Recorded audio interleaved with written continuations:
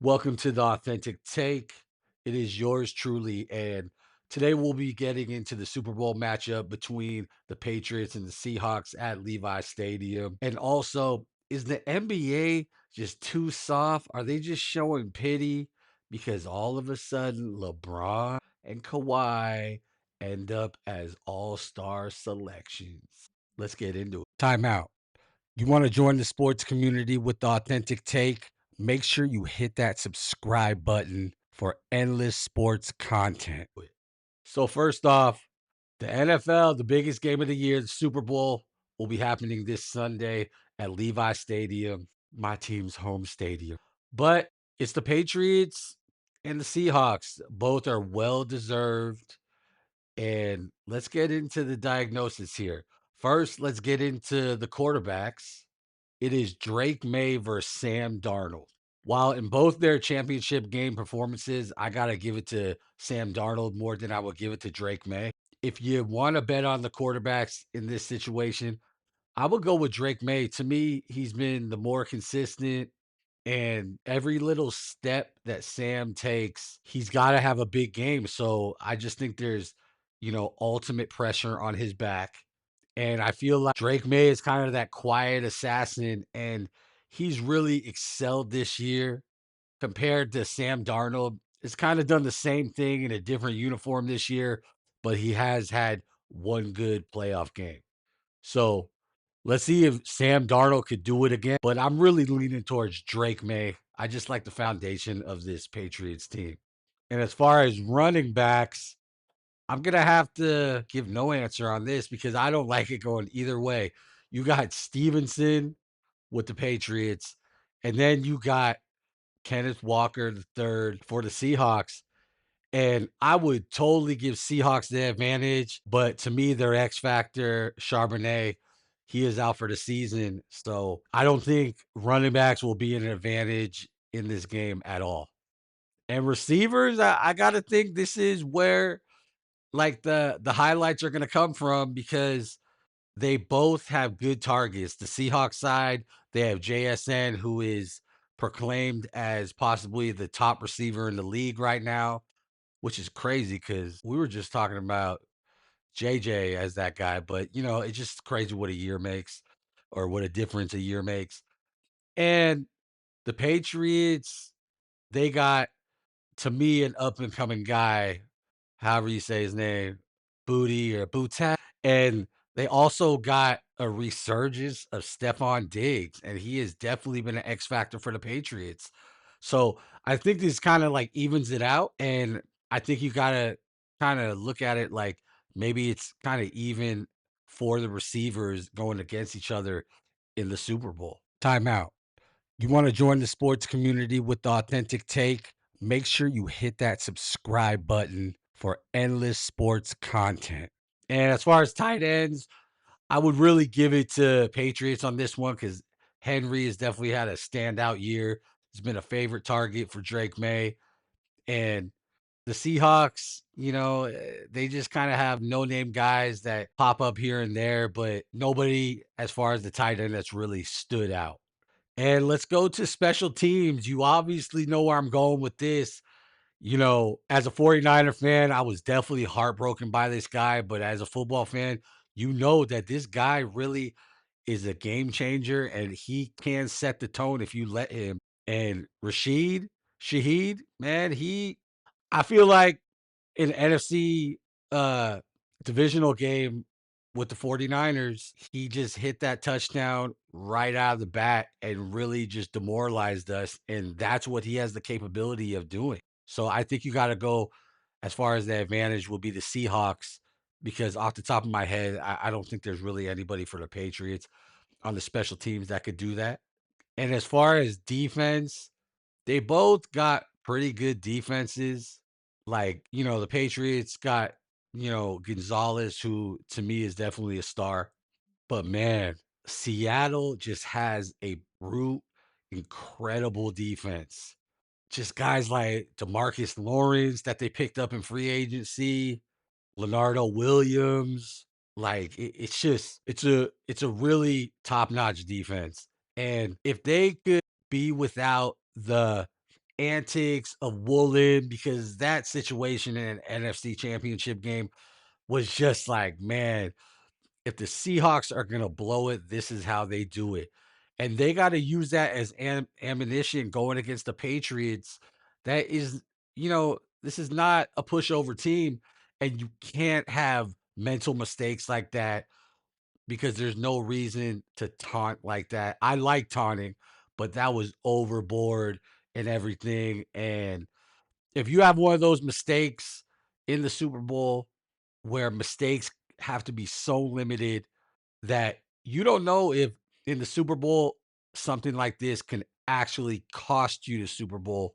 So if the Seahawks could be without the distractions or the antics on defense, they are definitely reigning supreme with the defense. And let's go coaches. You got Mike McDonald going against Mike Vrabel. While Mike McDonald is just, he's got an incredible scheme. He has just got his team just ready to play. Kind of one of the more feared coaches as far as an opponent scheming against the Seahawks. But there's something in the air. There's just something about Mike Vrabel's vibe and the way he got these Patriots players playing that I think gives the edge in coaching. And just an extra added thing, you could just see how the Patriots just love Mike Vrabel and how they just want to go extra hard for him. So I think is definitely the reason that he's got the advantage as the superior head coach, especially because it's only his first season with the New England Patriots. And overall, just my gut feeling is, and probably a prediction I'll put in here, is I do think that the New England Patriots will reign supreme in Super Bowl 60, especially because I think they might be a little undervalued just because they look at the AFC championship game and how they only won 10-7. And you really got to realize that the conditions probably got in the way of the way they played and everything. And then they're coming out to Levi Stadium. The conditions will be great. So I don't think they'll have any kind of difference how they play. But maybe the Seahawks have the advantage because they play at Levi Stadium at least once a year. But I don't see, and I just don't have the feeling that the Seahawks will prevail in this game. And I really believe in Drake Maye. I really believe in Drake Maye. And especially with the chip on Stephon Diggs' shoulder, I expect him to be big in this game. And I think that the Patriots will prevail 27-17 in Super Bowl 60. But definitely tell me what you think. Is my prediction crazy? Is my analyst crazy? Let me know in the comments. But let me know in the comments after you subscribe.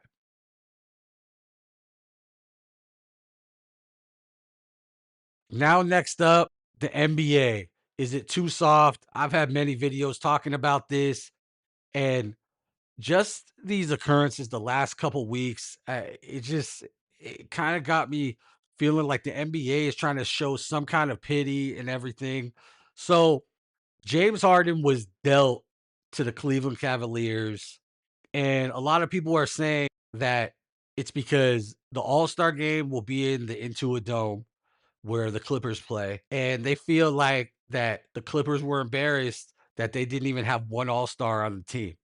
They could be right, but what do you know? As soon as James Harden is on the verge of getting dealt to Cleveland, all of a sudden, Kawhi Leonard, who plays for the Clippers, is named one of the All-Star reserves. I just think that it's like, come on, you could read between the lines what they're doing. They're just trying to save face because maybe they didn't even realize that one of the home team players wasn't, on the All-Star team.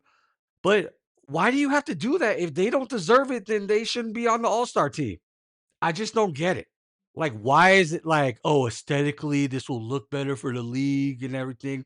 Why don't you just give it to the players that actually earn it? And I just think that's wild. Like, and Kawhi, granted, he is averaging 27 points a game this year, but how long is that going to last, man? He's already been out like, I think maybe like 12, 13 games so far this year.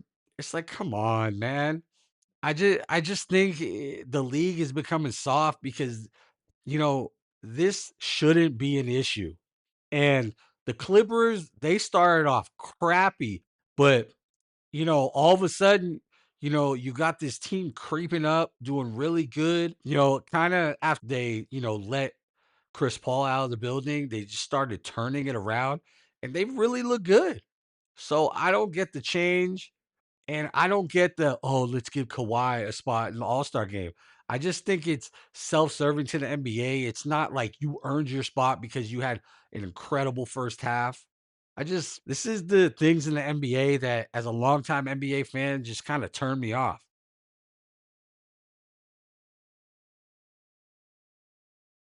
Which leads me to LeBron James.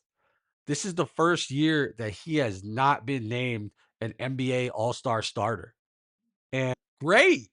I love it. He don't deserve it, and all of a sudden the media is questioning him about it. Like, how do you feel? Obviously, he's gonna feel like shit. And I'm so sick of LeBron acting like he's such a golf enthusiast now. Enthusiast.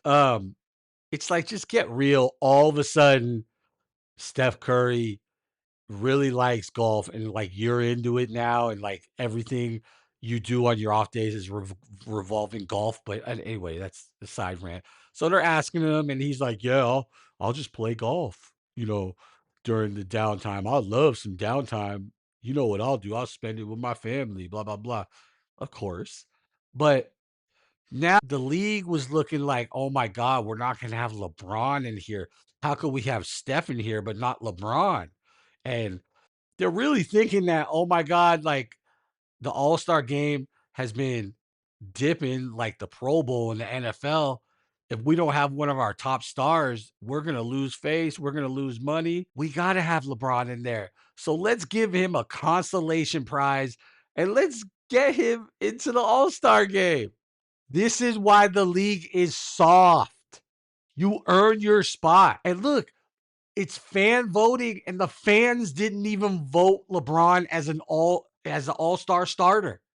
What does that tell you? He didn't earn it if even the fans are not voting him in, which sometimes the fan vote is kind of lopsided, but come on. It's just sometimes it's hard to watch. Like I try to push stuff to the side because I just love the NBA.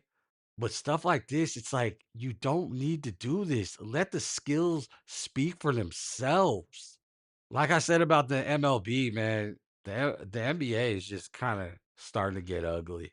But those are my opinions. Tell me your opinions. Make sure you drop a comment and tell me what you think on the Super Bowl predictions and on LeBron and Kawhi getting an all-star selection out of nowhere. Make sure you help me out and subscribe to the channel. Just click the button. This has been the Authentic Take. Until next time.